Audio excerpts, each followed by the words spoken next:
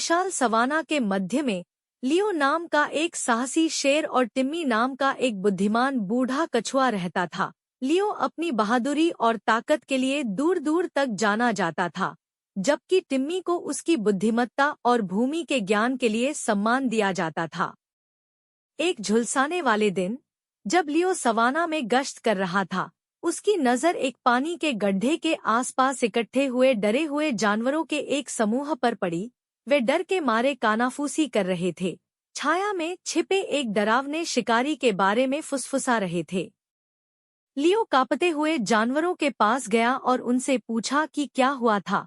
उन्होंने उसे बताया कि एक शातिर लकड़बग्घा उन्हें आतंकित कर रहा है, उनका भोजन और पानी चुरा रहा है, और जो कोई भी उसके सामने खड़े होने की हिम्मत करेगा उसे नुकसान पहुंचाने की धमकी दे रहा है। लियो ने उनकी दुर्दशा को ध्यान से सुना और जानता था कि उसे मदद के लिए कुछ करना होगा।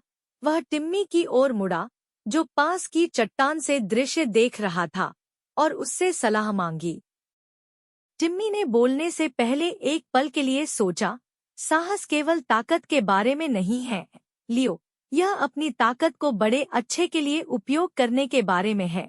कभी कभी सबसे साहसी काम जो हम कर सकते हैं वह दया और करुणा दिखाना है।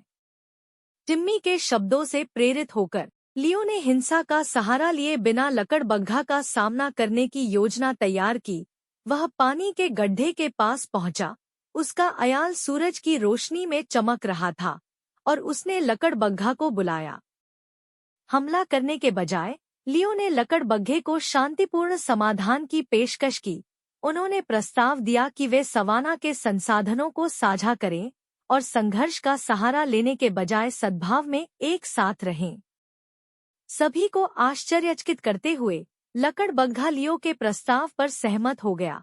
उन्होंने कबूल किया कि वह डर और असुरक्षा के कारण ऐसा कर रहे थे, लेकिन अब उन्हें एहसास हुआ कि सहयोग कठोर जंगल में जीवित रहने की कुंजी है।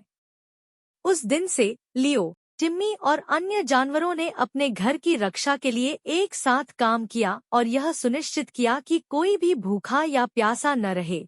और यद्यपि उन्हें रास्ते में कई चुनौतियों का सामना करना पड़ा, वे जानते थे कि जब तक वे एकजुट रहेंगे, वे किसी भी चीज पर काबू पा सकते हैं।